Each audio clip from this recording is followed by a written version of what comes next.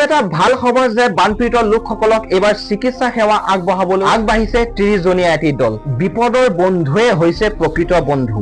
তেখেত আচলতে যিয়ে হওক বা যোনে হওক, ঠিক আছে, বিপদৰ বন্ধুৱে হৈছে প্ৰকৃত বন্ধু। এইবাৰ আজমল ফাউণ্ডেশ্যনৰ পৰা বা বদৰুদ্দিন আজমলৰ নিৰ্দেশত এইবাৰ বানপীড়িত লোকসকলক চিকিৎসা সেৱাৰ বাবে আগবাঢ়িছে 30 জনীয়া এটি দল।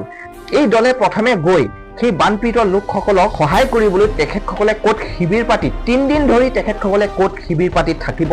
তো আহক আমি এই ভিডিঅ'টোত শুনো যে বানপীড়িত লোকসকলক তেখেতসকলে কেনেদৰে গৈ চিকিৎসা সেৱা আগবঢ়াব আৰু তেখেতসকলে প্ৰথমে গৈ ক'ত শিবিৰ পাতি থাকিব, যে বানপীড়িত লোকসকলক 30 জনীয়া এই দলটোৱে কেনেদৰে সহায় কৰিব।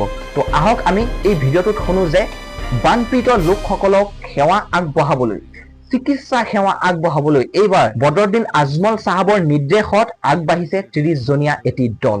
তো আহক আমি ভিডিঅ'টোলৈ আগবাঢ়ো। হাজী আব্দুল মজিদ মেমৰিয়েল হস্পিটেল আৰু ৰিচাৰ্চ চেণ্টাৰৰ আমি এটা 30 জনীয়া ডক্টৰছ, পেৰামেডিকেলছ আৰু অন্যান্য স্বাস্থ্যকৰ্মী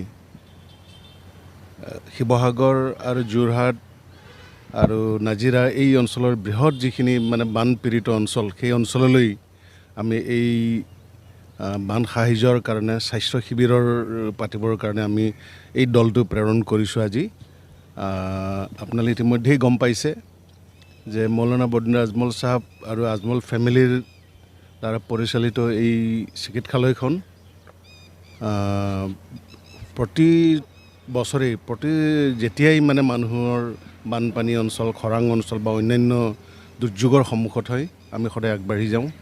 আৰু ইতিমধ্যে আপোনালোকে লক্ষ্য কৰিছে মৌলানা বদৰুদ্দিন আজমল চাহাব ইতিমধ্যেই সেই বানপীড়িত অঞ্চললৈ ভ্ৰমণ কৰি তেখেতে ইতিমধ্যেই আজমল ফাউণ্ডেশ্যনৰ যোগেদি আমাৰ যিখিনি বান সাহায্যৰ কাম, ইতিমধ্যে খাদ্য বিতৰণ কৰা, খোৱা পানীৰ বিতৰণ কৰা, শিশুসকলৰ কাৰণে খাদ্য বিতৰণ কৰা, এনেধৰণৰ কাম ইতিমধ্যে আমি আৰম্ভ কৰিছোঁ আজমল ফাউণ্ডেশ্যনৰ যোগেদি। গতিকে আজমল CSRৰ অন্তৰ্গত আজমল ফাউণ্ডেশ্যন আৰু হাম হস্পিটেল এই দুইখনেই আমি এইবাৰ এই বানপীড়িত অঞ্চল ৰাইজক সকাহ দিবৰ কাৰণে স্বাস্থ্য আৰু খাদ্য আৰু খোৱা পানীৰ আৰু অন্যান্য সা সামগ্ৰী যোগানৰ কাৰণে আমি তৎপৰতা আৰু চেষ্টা চলাইছোঁ। আৰু এই বানপীড়িত অঞ্চলৰ ৰাইজক এই মুহূৰ্তত আমাৰ সমবেদনা জ্ঞাপন কৰিছোঁ। যিসকল পৰিয়ালে তেওঁলোকৰ আত্মীয়সকলক এই বানপানীৰ সময়ত হেৰুৱাইছে, মৃত্যুমুখত পৰিছে, সেইসকল পৰিয়ালবৰ্গলৈ আমাৰ সমবেদনা আৰু মৃতকসকলৰ আত্মাৰ সদ্গতিৰ কাৰণে প্ৰাৰ্থনা কৰিছোঁ ঈশ্বৰৰ ওচৰত। আমি আশা কৰিছোঁ এই বান সোনকালে শেষ হ'ব আৰু স্বাভাৱিক জীৱন যাপন আৰম্ভ হ'ব। আৰু ইয়াৰ লগতে আৰু এইটোও ক'ব বিচাৰিছোঁ যে আমি এই বানপীড়িত শিৱসাগৰ, যোৰহাট আৰু এই নাজিৰা অন্যান্য অঞ্চলৰ যিখিনি ৰাইজ, দুৰ্গত ৰাইজ, সেইসকলক আমি নিথৰুৱা কৰি এৰিব নোৱাৰোঁ। অসমৰ ৰাইজৰ লগতে আমি সকলো আপোনালোকৰ লগত আছোঁ আৰু আপোনালোক কেতিয়াও সাহস নেহেৰুৱাব, যুঁজি যাওক। যি ধৰণৰ সহায় সাহায্য লাগে আমি সকলোৱে অসমবাসী আমিও মিলি আমি সকলোৱে এইবোৰ বান সাহায্যৰ কাৰণে, তেখেতসকলৰ পুনৰ সংস্থাপনৰ কাৰণে আমিও যিমানখিনি পাৰোঁ আমি কাম কৰি যাম আৰু সহায় কৰি যাম। আমাৰ ইয়াত 8জন ডক্টৰ আছে। ইয়াত মেডিচিন বিভাগৰ বিশেষজ্ঞ আছে, চাৰ্জাৰী বিভাগৰ বিশেষজ্ঞ আছে, পেডিয়াট্ৰিচিয়ান আছে। আৰু আমাৰ যিহেতুকে আমাৰ এখন শিক্ষানুষ্ঠানো হয়, উচ্চ শিক্ষানুষ্ঠান, PG ষ্টুডেণ্টছ হয়, আৰু আমাৰ PG ষ্টুডেণ্টছ আৰু RMসকলক আমি প্ৰেৰণ কৰিছোঁ। তাৰ লগতে আমাৰ পেৰামেডিক্স আছে আৰু অন্যান্য স্বাস্থ্যকৰ্মী আছে। আৰু আমি 3 দিনৰ কাৰণে তাত বাহৰ পাতি থাকিম।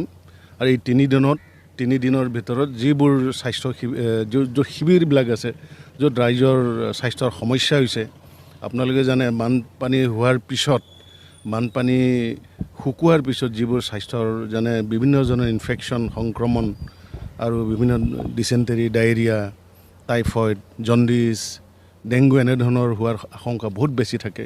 গতিকে সেই সকলোবোৰ সমস্যাবোৰ, স্বাস্থ্য সমস্যাবোৰ সন্মুখত ৰাখি, সেইবোৰ মনত ৰাখি আমি তেনেধৰণৰ ঔষধ পাতি আৰু অন্যান্য সা সঁজুলিবোৰ আমি প্ৰেৰণ কৰিছোঁ।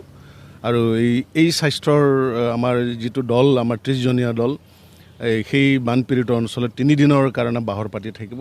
আৰু প্ৰয়োজন সাপেক্ষে, সামৰ্থ্য সাপেক্ষে আমি ভৱিষ্যতলৈও এনেধৰণৰ স্বাস্থ্য দল আৰু এনেকুৱা ধৰণৰ শিবিৰৰ কাৰণে আমি প্ৰেৰণ কৰিম।